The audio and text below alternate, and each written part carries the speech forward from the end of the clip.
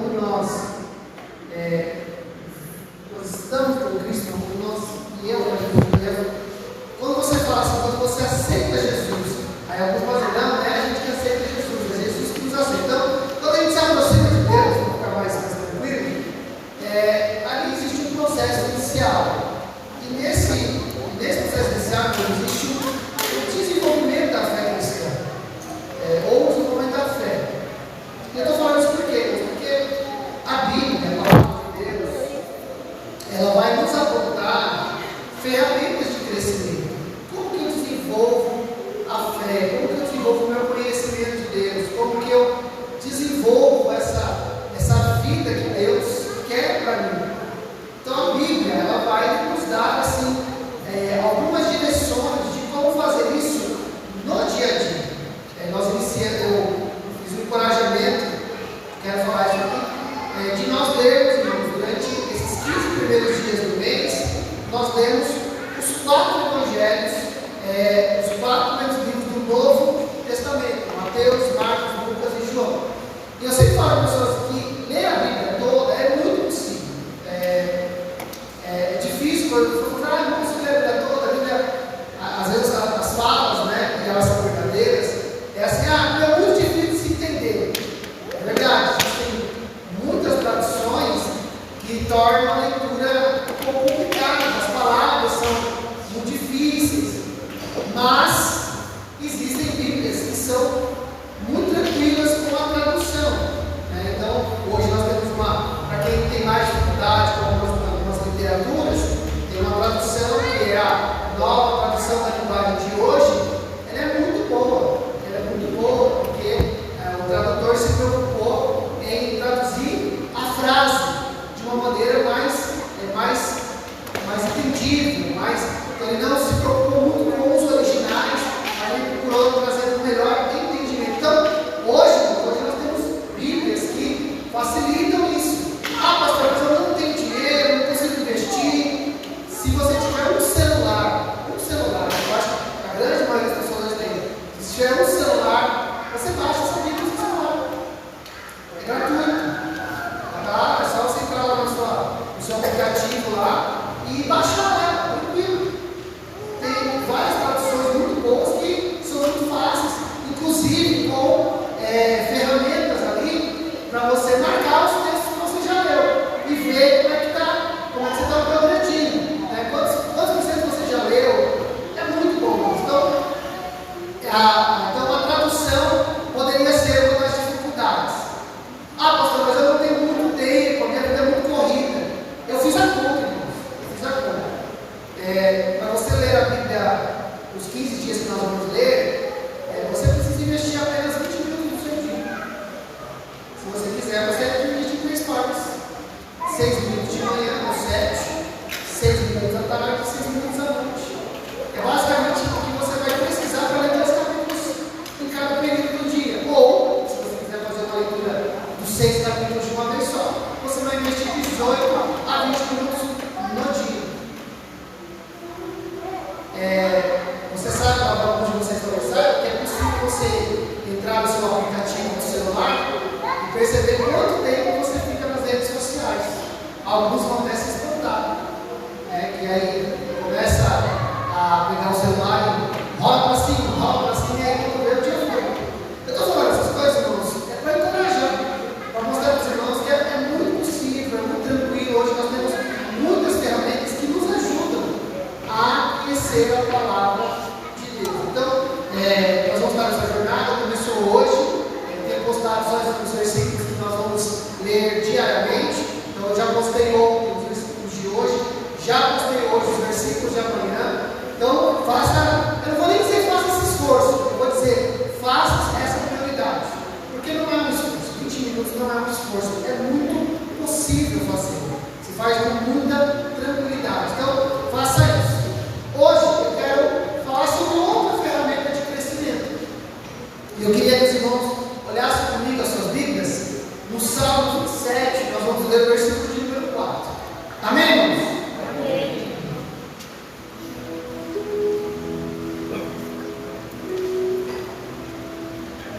Na verdade, esse versículo nós vamos trabalhar ele nessa quarta e vamos trabalhar esse mesmo versículo na outra quarta, porque aqui ele nos dá duas ferramentas de crescimento, desenvolvimento da fé cristã.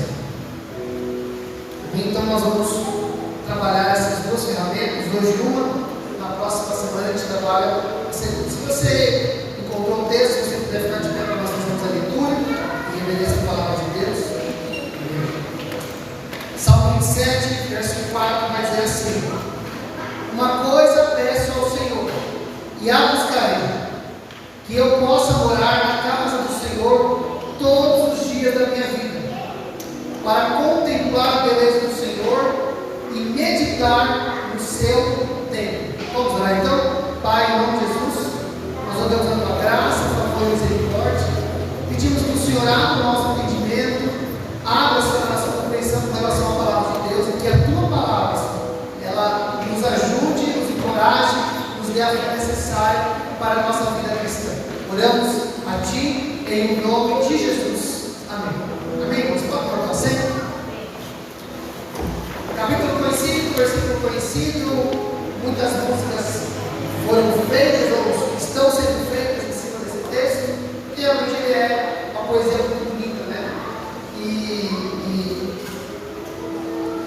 Aqui, irmãos, o salmista, ele vai falar, ele vai desenvolver uma fala com Deus, e eu gosto como ele começa essa fala. Ele vai falar assim: pedir uma coisa ao Senhor.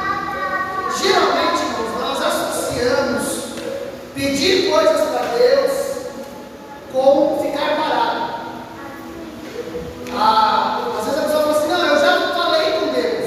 Então, se eu já falei com Deus, então o problema agora é ficar parado. Mas então, o salmista ele complementa. Ele vai dizer: pedi uma coisa ao Senhor e eu a buscarei.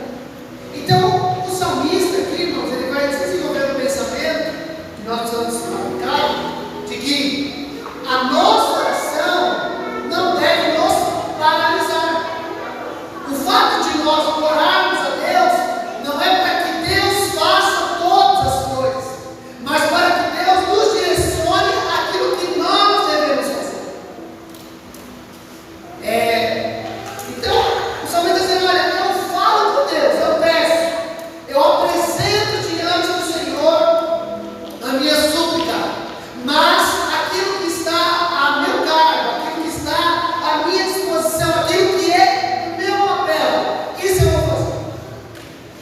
É mais ou menos uma pessoa que fala assim: não, esse ano eu quero desenvolver minha vida de oração, eu quero ter mais minutos de oração, eu quero ter mais tempo de oração, então eu vou falar com Deus, para Deus me ajudar.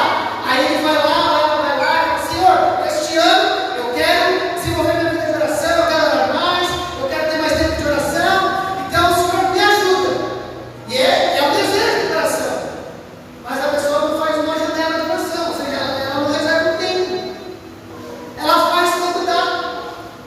Quando nós não reservamos tempo para alguma coisa, irmãos, geralmente nós não fazemos essa coisa. Há uns dias, há um tempo atrás, eu estava conversando com a minha esposa.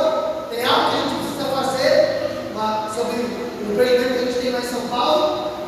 E eu falei para ela: a gente vai sentar aqui e fazer aqui um cálculo de como a gente vai resolver aquele assunto lá. Só que de lá para cá, a gente ainda não definiu o dia. Então, nós só falamos o que precisamos fazer, mas não fizemos. Eu estou dando esse exemplo porque é assim tudo. A gente faz, a gente sabe o que precisa ser feito, mas se a gente não se para, se a gente não reserva, se a gente não planeja, a gente não faz. Quantas vezes a gente não postergou para coisa simples, irmão?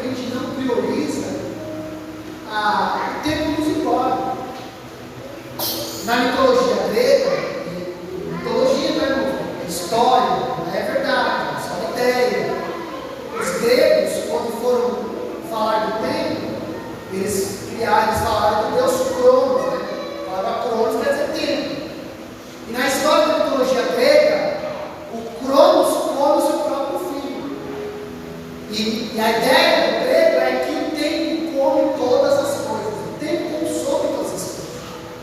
Então, se a gente não tomar cuidado, o tempo nos engole. Quando você piscou, o dia passou. Foi. Nós passamos aqui 12 dias da campanha. Quando a gente fala, não, vamos ficar todos os dias na igreja. Alguns irmãos, né? A gente falou, nossa, meu Deus, 12 dias, todos os dias lá.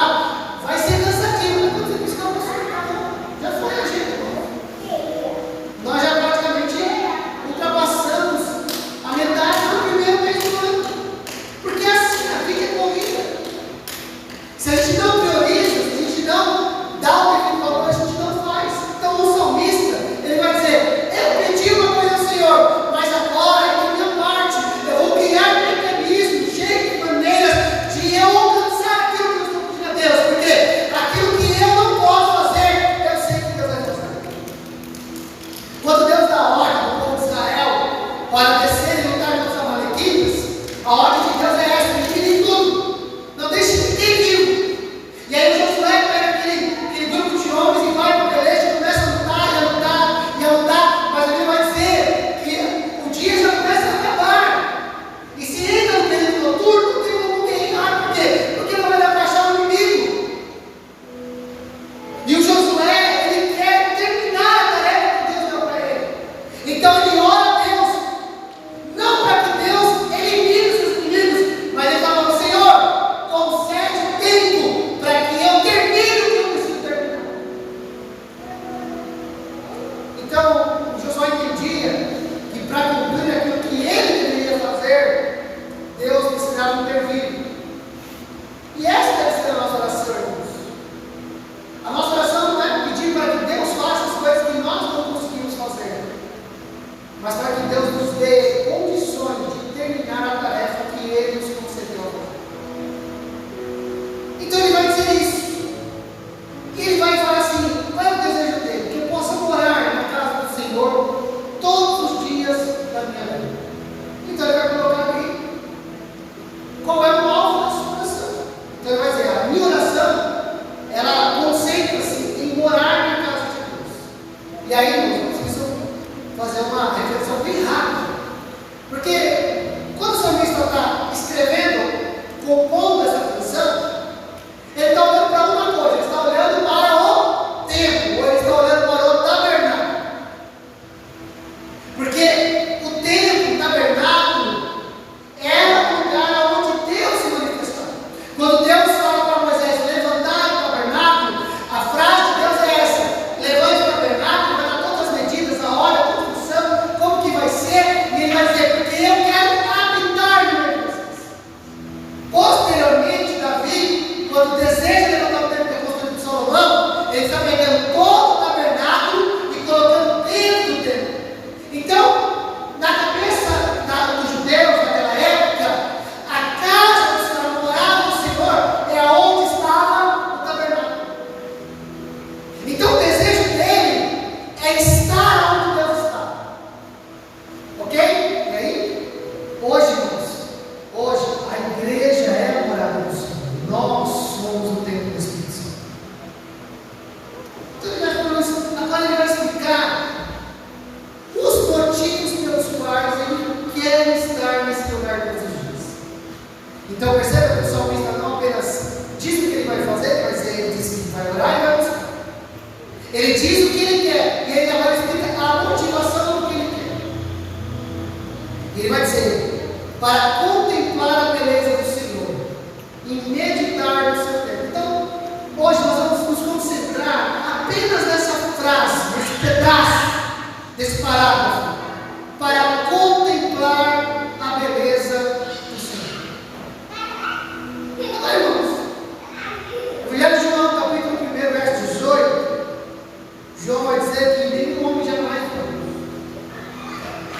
O próprio Jesus vai dizer que Deus é Espírito. E o próprio Deus, falando com Moisés, quando Moisés vai dizer para ele, Senhor, eu quero ver a tua face, Deus vai dizer para Moisés, Moisés, nenhum homem jamais viu meu rosto permaneceu vivo. Então, se Deus, como diz a Bíblia, habita numa luz inacessível, se nenhum homem jamais viu Deus, se o próprio Deus está dizendo para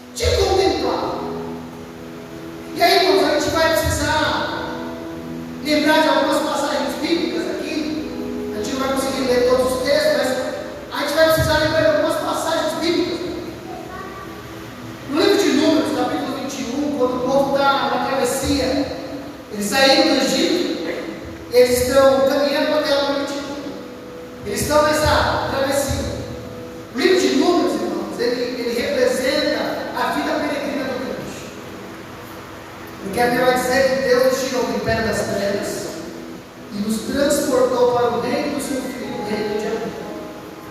A Bíblia vai dizer que eu e você, por causa da fé em Jesus, nos tornamos peregrinos e forasteiros deste mundo. Nós não somos deste mundo, nós não pertencemos a este mundo. Então ele está dizendo que nós estamos numa travessia. Nós estamos aqui, mas não somos aqui. Nós estamos de passagem nesse lugar, porque a nossa nacionalidade, ela é celestial. Então o livro de Números, ele vai registrar exatamente essa passagem do povo saindo do Egito em direção à terra prometida. E no capítulo 21, o autor do livro de Números, ele vai registrar o momento da história. A Bíblia vai dizer, no capítulo 21, que os líderes do povo chegaram para Moisés e reclamaram para Moisés de Deus e de Moisés. Eles começaram a reclamar e dizer assim: vocês nos tiraram do Egito para nos fazer morrer nesse lugar. Esse lugar que não tem pão, esse lugar que não tem água. E nós já estamos fatigados deste povo firme do maná.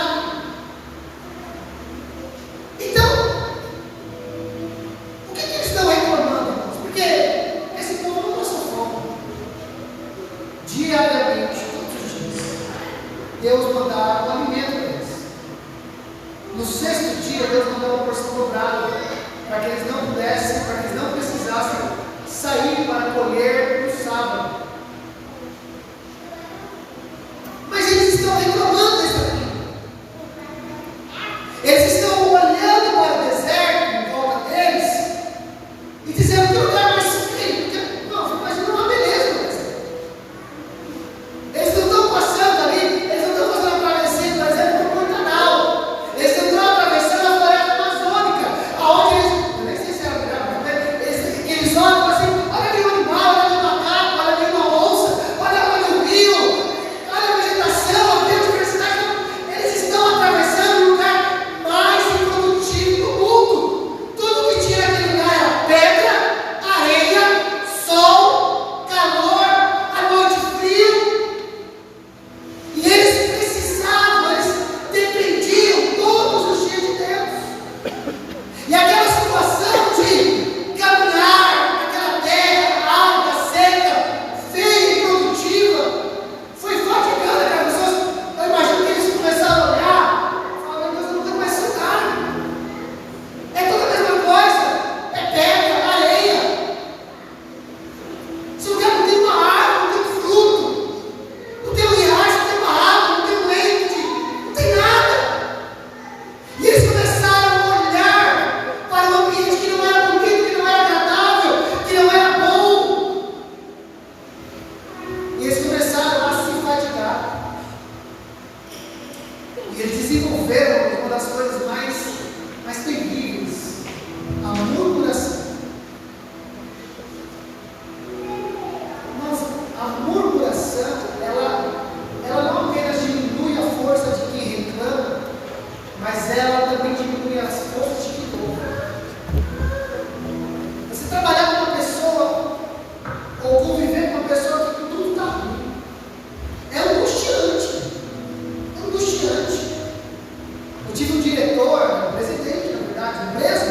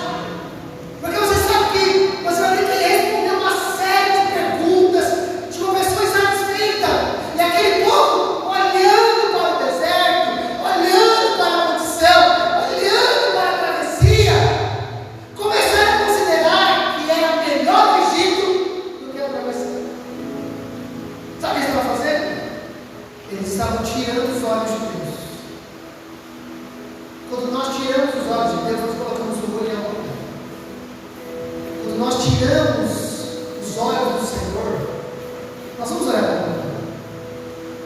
E geralmente, o que nós vamos ter vai ser insatisfatório. A gente pode estar muito bem numa área da vida, mas tem alguma área que precisa de ajuste.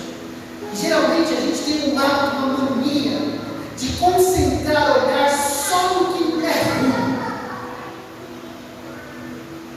Quer ver um exemplo? Se vocês. E aí, não, se você.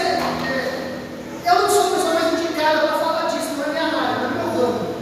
Mas, se você for perceber, se você entra numa rede social, no YouTube, alguma coisa assim, geralmente quais são as notícias que mais produzem visualização? São aquelas que têm aquele chamado, que parece que é uma coisa ali bem bombástica. As pessoas, de uma certa maneira, são atraídas pelos desastres, pelas más notícias. As pessoas elas têm uma certa fixação com as coisas que não vão bem. Por isso, não vou afirmar porque volta na cara, mas talvez por isso algumas pessoas ficaram extremamente doentes na época da pandemia. Porque ligaram a televisão, consumiam só isso. É morte, morte, morte, morte. E não tem remédio, não tem tratamento, morte, morte, morte. E falta oxigênio em todo lugar. E não tem mais leito de hospital. Morte, morte, morte. E aí vai para os grupos médicos, e vai lá, fulano está internado, fulano está passando mal. E aí vai. E sabe, cada pessoa sabe que se ela ligar a televisão, se ela olhar o aplicativo, as notícias vão ser ruins. Mas ela vai lá, ela consome, sabe por quê? Porque por algum motivo a gente é atraído a fixar os olhos em só coisa ruim. Nós temos uma atração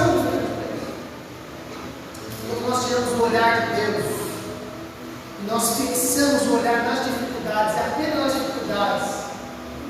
Nós começamos a produzir um tipo de fala, um tipo de comentário, um tipo de diálogo, um tipo de discurso nocivo, desmotivador. E quando a gente começa a perceber, essa fala é tão afrontadora que nós vamos quebrando limites, porque, irmãos, eles não estão falando apenas mal do caminho, eles não estão apenas reclamando da comida, eles agora se sentem na liberdade de reclamar de Moisés como liderança e de Deus como Deus. Porque quando a gente tira os olhos de Deus, a gente só olha para as dificuldades, a gente começa a achar os culpados. Geralmente não somos nós, somos outros. E aí a gente começa a reclamar: esse ambiente não é bom, esse trabalho não é bom, esse casamento não é bom, esse ministério não é bom, a minha vida não é boa. E a gente começa a olhar para as coisas e começa a dizer: de quem que é a culpa? A culpa é de fulano, a culpa é de outro. Em algum momento a gente não toma cuidado, a culpa agora é de Deus e do Senhor. Um dia, o rapaz chegou para o pastor e falou assim: como que Deus é tão bom permitir que pessoas más vivam? O pastor falou: você está fazendo a pergunta errada, faz a pergunta direito. Ele volta e fala assim: não, a pergunta é essa: como que Deus sendo bom permite que pessoas más vivam? E o pastor volta e diz assim: essa não é a pergunta certa, faz a pergunta direito. Aquele rapaz irritado volta: não, a pergunta é essa: como que Deus sendo bom permite que pessoas más vivam? Aí falou: rapaz, você não entendeu, você está fazendo a pergunta errada, pergunta de novo. E aquele jovem irritado com o pastor falou assim: ok, então, qual é a forma que eu deveria perguntar então? Qual é o tipo de pergunta que eu deveria fazer? A pergunta que você deveria fazer é: como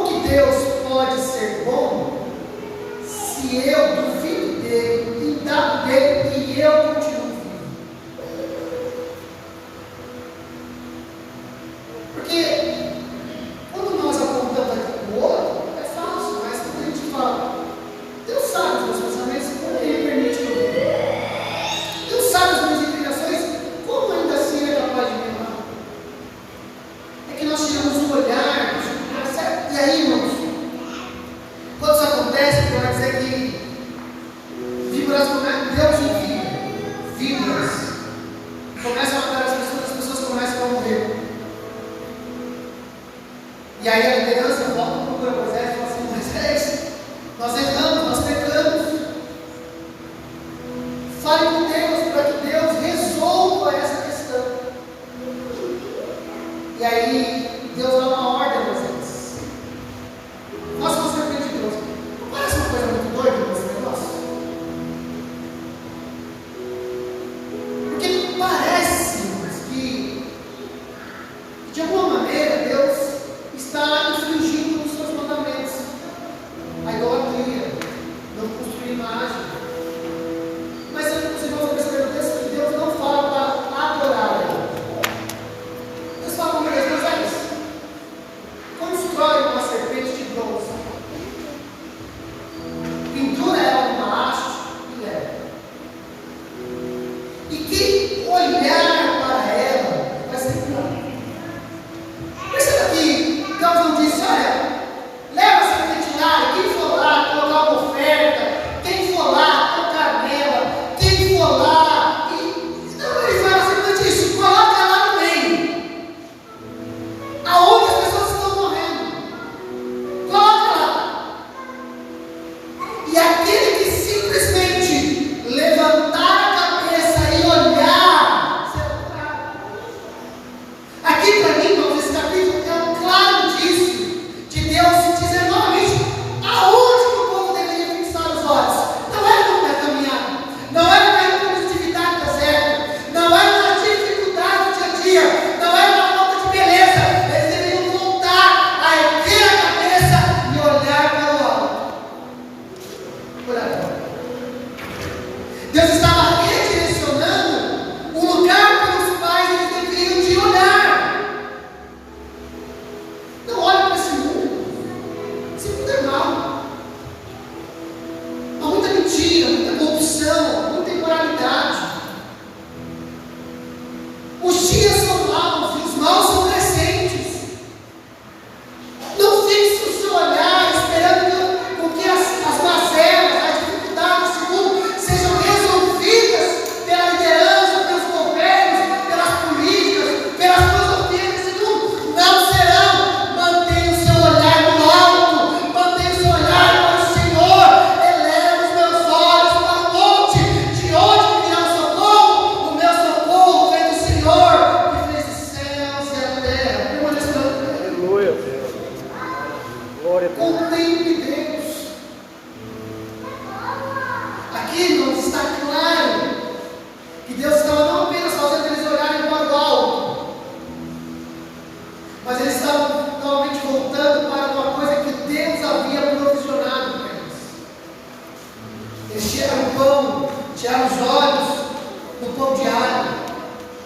Eles tiraram os olhos da água que vinha da rocha. Eles tiraram os olhos da nuvem que estava sobre a cabeça deles, guiando. Eles tiraram os olhos da chama de fogo, da coluna de fogo que estava todas as noites com eles. Não foi ausência de milagres, não foi ausência de provisão, não foi ausência de Deus, foi simplesmente tirar o olho dessas coisas e colocar em outras. Porque eles estão largos. A graça de Deus está disposta todos os dias para quem quer olhar, Glória a Deus. para quem quer ver, para quem quer ver. O Salmo, eu queria ver com os irmãos, o Salmo de número 34, verso 5. Salmo 34, 5.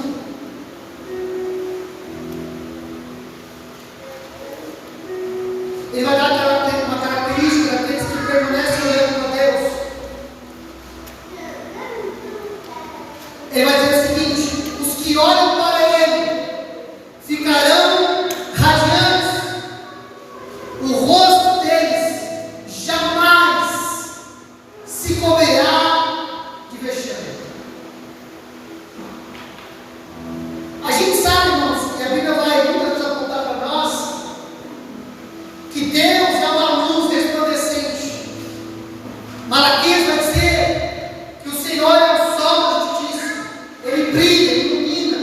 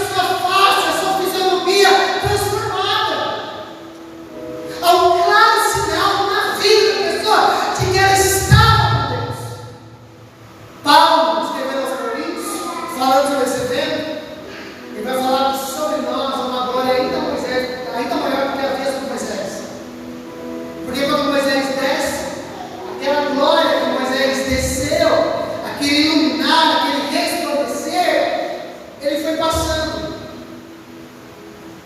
E o que Moisés faz? Ele coloca um véu para que os judeus, seus irmãos, acreditem de que o rosto de Moisés era brilho. Então, o que Paulo, e aí Paulo é muito corajoso, Paulo é uma bênção, porque de uma certa maneira ele critica Moisés. E ele vai dizer que essa ideia de que ainda havia o rosto brilhando fez dele ter uma fé encoberta, uma fé que não resplandecia, porque ele estava acreditando ou acreditando que ainda havia uma glória aonde não havia mais glória, ainda havia luz aonde não havia mais luz. E aí Paulo vai dizer: mas nós não, nós sem véu, com o rosto descoberto, nós resplandecemos na glória, porque a glória que nós recebemos não é como a glória de Moisés, porque a glória de Moisés, ela passou, ela foi transitória, ela acabou, mas a glória que está sobre nós, a glória que brilha sobre mim e sobre você, é uma glória que jamais passa. Aleluia.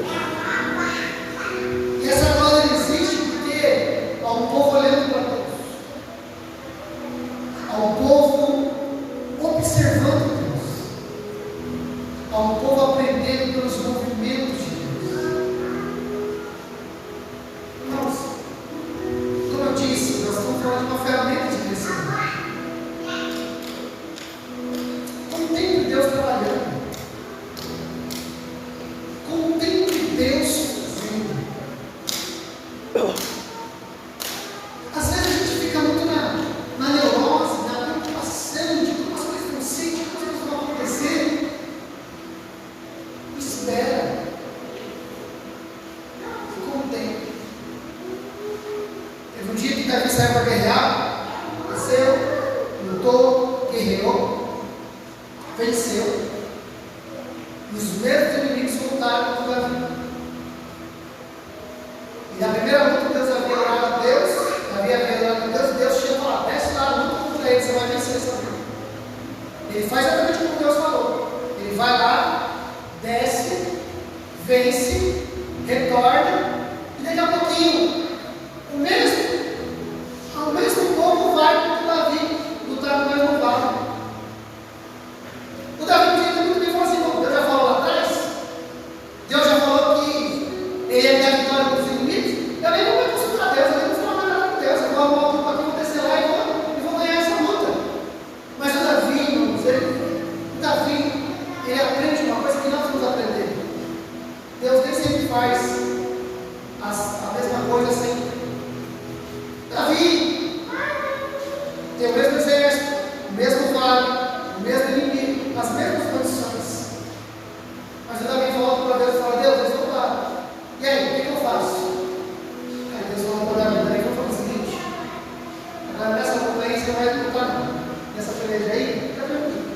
Faz o seguinte, junta o seu povo, ajuda eles, coloca enfileiradinho. Só que agora você vai inverter, você vai pegar o grupo que toca, os ministros, os músicos. E os músicos geralmente tocaram no final da guerra para anunciar a vitória. Você vai inverter. Você vai pegar esse pessoal que era no final, agora no começo. Vocês vão ficar paradinhos. Vocês vão aguardar. Porque eu vou passar adiante de vocês. E quando eu passar adiante de vocês, vocês vão ver a copa das amoreiras se fechando. Então, nesse dia, vocês vão ver o meu livramento. Há momentos, irmãos, em que Deus simplesmente fala assim: para e olhe, veja, contempla, perceba eu trabalhando. Contemplação é uma forma de conhecer, é uma forma de aprender sobre alguém. Aqui nesse caso, aprender sobre Deus. E ele vai dizer: aqueles que olham para Deus, aqueles que observam o agir de Deus, o trabalhar de Deus, o que Deus está fazendo, o que Deus está construindo, eles ficam radiantes. Esse tempo para nós hoje, quando a gente fala que alguém está radiante, a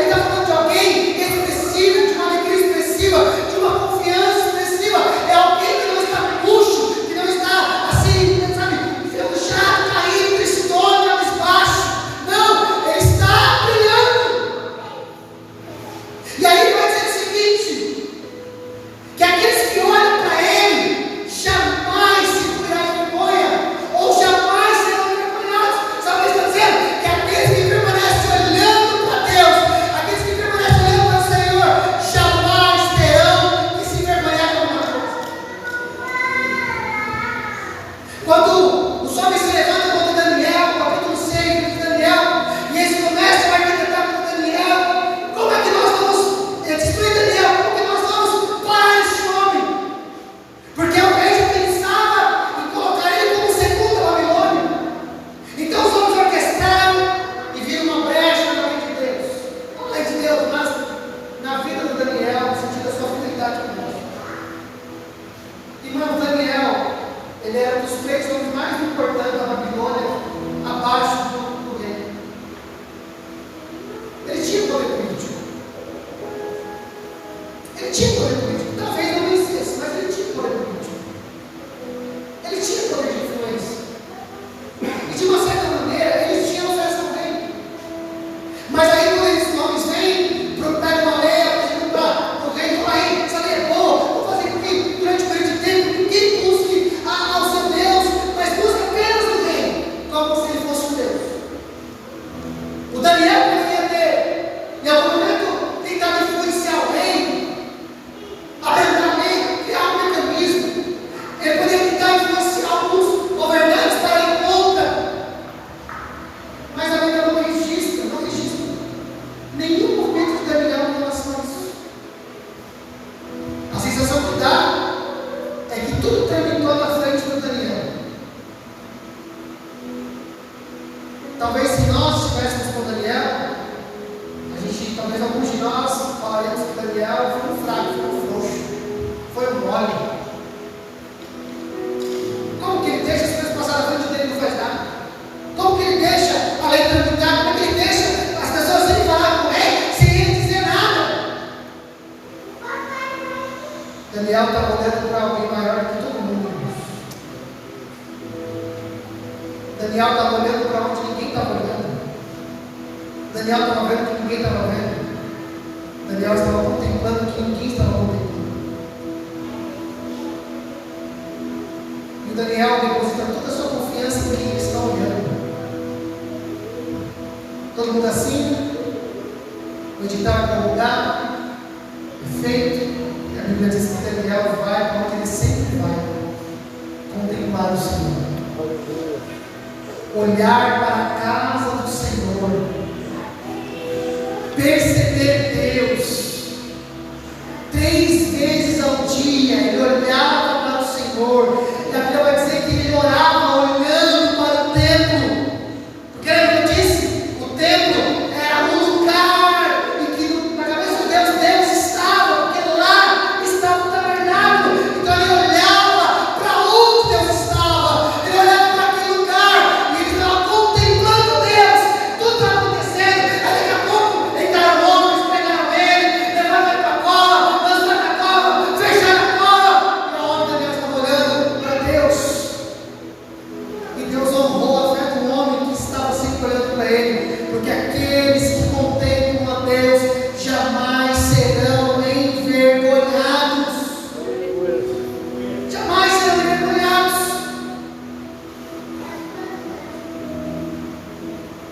Irmãos, algumas pessoas acham que esse mundo ele é regido pelas leis naturais, ele é regido pela economia, tudo acontece assim.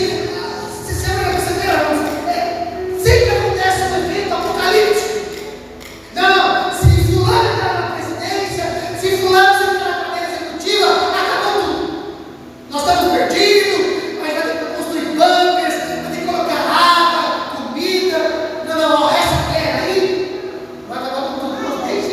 Desde que eu me lembro, as guerras que eu me lembro na minha cabeça, da minha infância, adolescência, até hoje, todas que surgiram, elas sempre foram grandes potenciais para a terceira guerra mundial, onde o mundo vai acabar com uma bomba saindo daqui para lá e uma bomba vindo de lá para cá.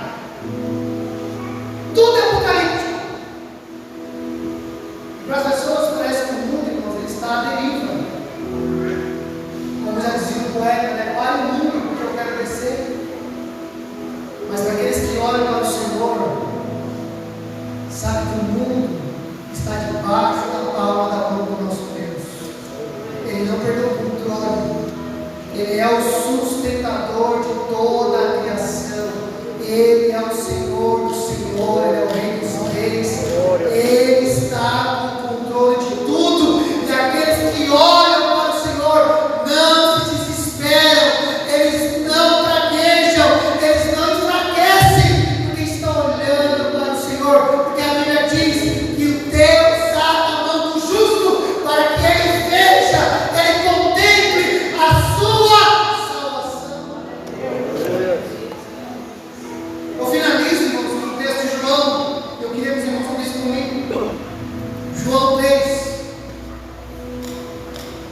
verso 14. Essa conversa entre Jesus e Nicodemos, o mestre da lei e Nicodemos.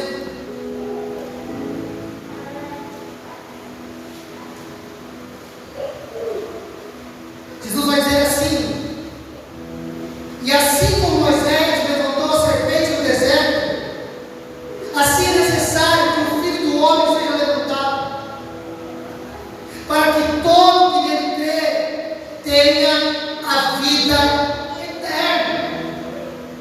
Então agora percebemos que Jesus, para explicar para Nicodemos aquilo que ele está falando sobre novo nascimento, regeneração, nova criatura, um homem que poderia ver o reino de Deus, alguém que poderia entrar no reino de Deus.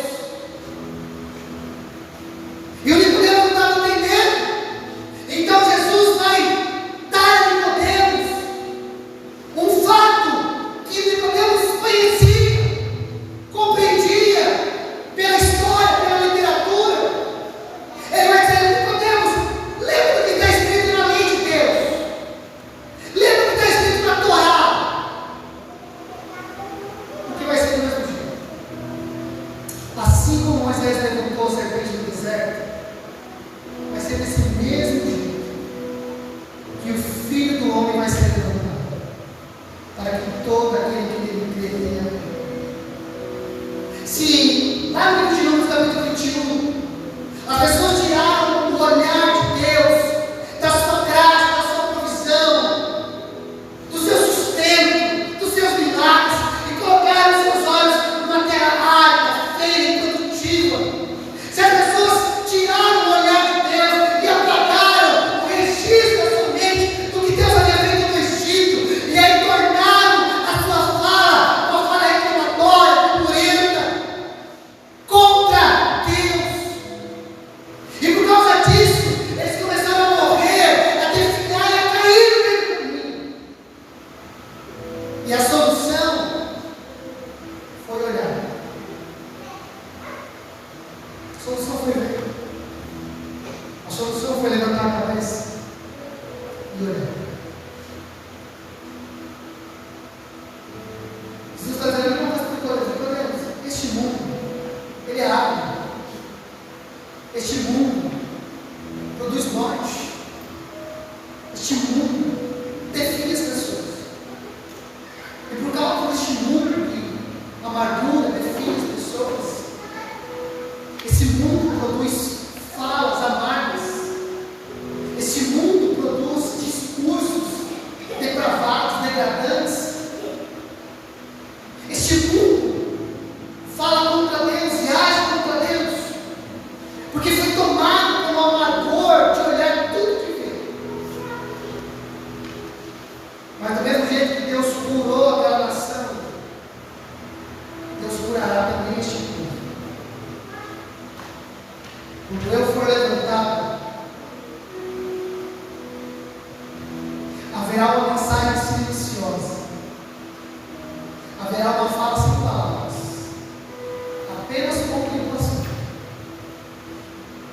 E quando eles olharem para o alto,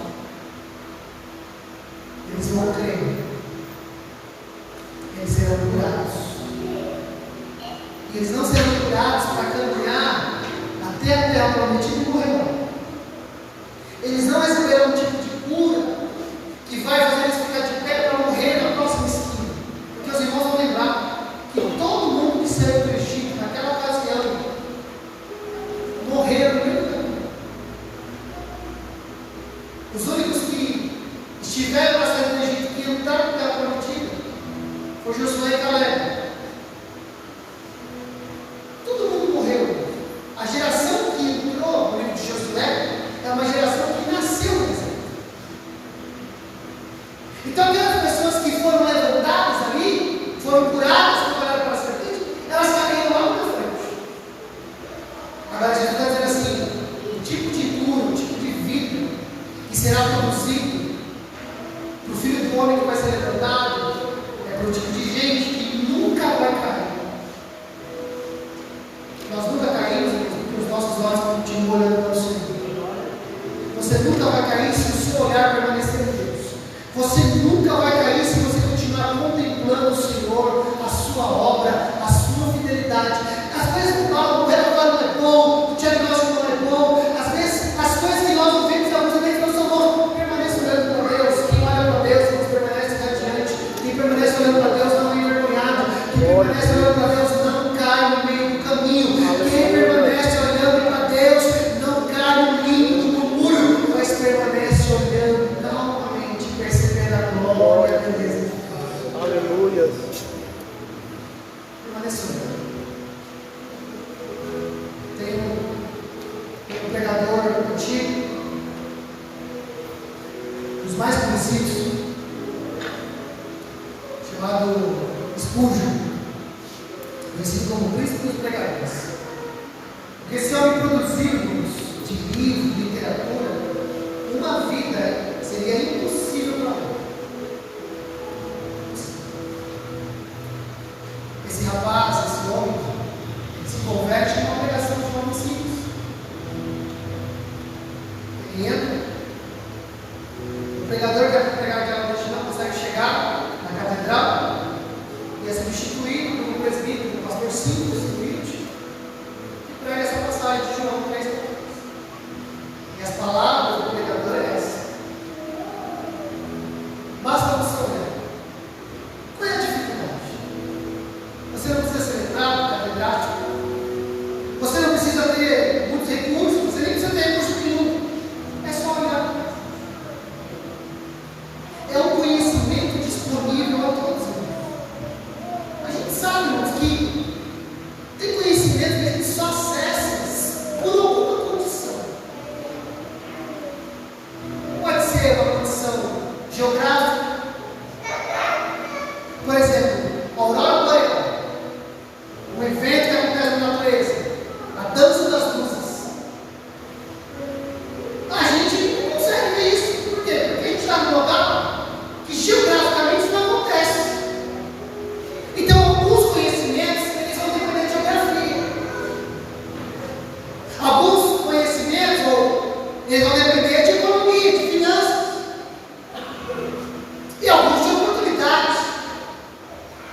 Vai custar alguma coisa, mas olhar para Deus não custa nada. Olhar para Deus é acessível. Olhar para Deus é possível. Nós precisamos parar para olhar para Deus. E eu volto a dizer, não como Deus físico. Olhe para a obra dele. Olhe para a criação dele. Olhe para todas as vezes que tudo parecia dar errado, mas deu certo. Olhe para a vida, onde você está e da onde ele te tirou, e acredite que ele vai continuar cuidando de você. Contemple a Deus, olhe para Deus. Talvez esse seja um dos motivos que o profeta Jeremias, ele escreveu na sua lamentação um homem tão sofredor.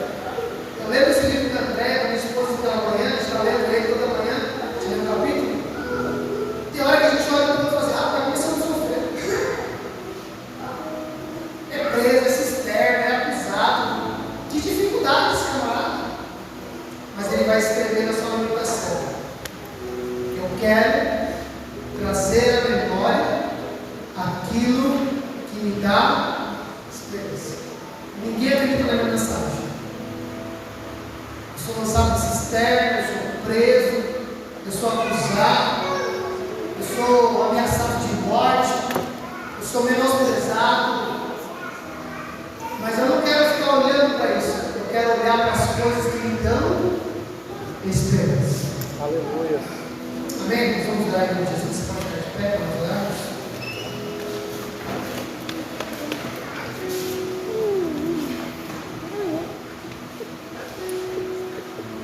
A gente precisa exercer isso para Deus. Continue orando para Deus. Gosto de Isaías 40. Ele vai dizer: o Senhor, ele não se cansa. Ele chama as estrelas pelo nome, nenhum deles se furta. Ele ajunta as areias até como um montão com suas palmas, a palma da sua mão. Ele vai dizer que é um Deus grandioso, um Deus cheio, um Deus potencial.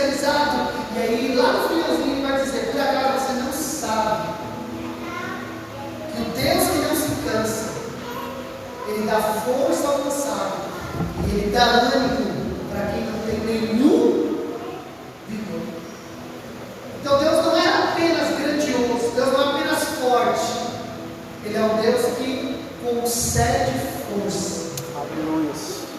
Quando a gente contempla e olha para Ele, a gente sai radiante, Glória a Deus. a gente sai iluminado. Aqueles que olham para Deus nunca serão envergonhados. Vamos orar em nome de Jesus, vamos falar com Deus. Pai, em nome de Jesus, nós oramos a Ti nessa noite. Pedimos a Tua graça sobre nós. Nós podemos, o salmista, ele falando isso, ele gostaria de gastar toda a sua vida na casa do Senhor. E a primeira coisa que ele pede é para contemplar a sua beleza.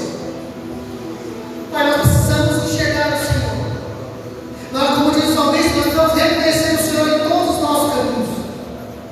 Olhar para o Senhor e perceber que o Senhor é quem cuida da nossa casa, o Senhor é quem cuida do nosso trabalho, o Senhor é quem cuida das nossas economias, o Senhor é quem cuida da nossa alma, e nós nunca estamos à deriva. Há sempre um Deus cuidador, zelando por nós, nos fortalecendo, nos ajudando e nos dando condições de avançar.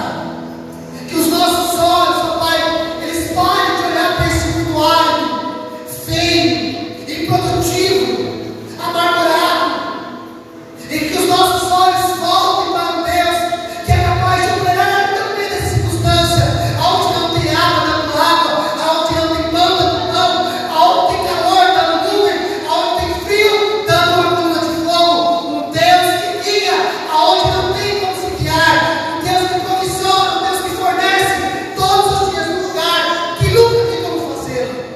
Que os nossos olhos, ó Pai, saiam dos ambientes naturais, que os nossos olhos saiam dos diagnósticos, que os nossos olhos saiam das condições naturais e olhem e contemplem o Senhor, a Tua beleza, a Tua majestade, a Tua grandeza, o Teu poderio.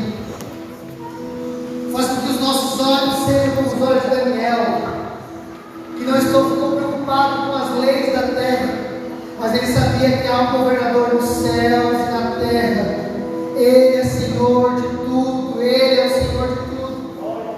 Faz com que os nossos olhos sejam como de Sadraque, Mesaque e Abednego, que mesmo diante de uma fornalha acesa, 4 vezes mais, apesar das ameaças, de toda coisa que foi feita ali, eles permaneceram olhando para o Senhor. Que os nossos olhos te vejam, que a gente te contemple, e que os nossos rostos sejam iluminados, que a gente nunca seja envergonhado, que a gente nunca caia pelo caminho, que os nossos olhos permanecem olhando para o Senhor. Aleluia. Que o Senhor resplandeça sobre Glória a nós, Deus. e que o Senhor nos dê a paz, que a sua luz ilumine o nosso caminhar, que o seu rosto resplandeça sobre o nosso rosto, que nós possamos olhar para a rocha mais alta do que a gente e sentir seguro, ter paz, tranquilidade. Um Deus que já fez, voltará a fazer. Um Deus que uma vez realizou, voltará a realizar. Um Deus que um dia disse, voltará a dizer. Ele continua sendo Deus, todo-poderoso nos céus e na terra. Que os nossos olhos, eles te vejam, eles te contemplem, eles percebam o Senhor em todos os lugares, em toda e qualquer circunstância, para a glória do Teu nome, que nós oramos, nós te pedimos em nome de Jesus. Amém.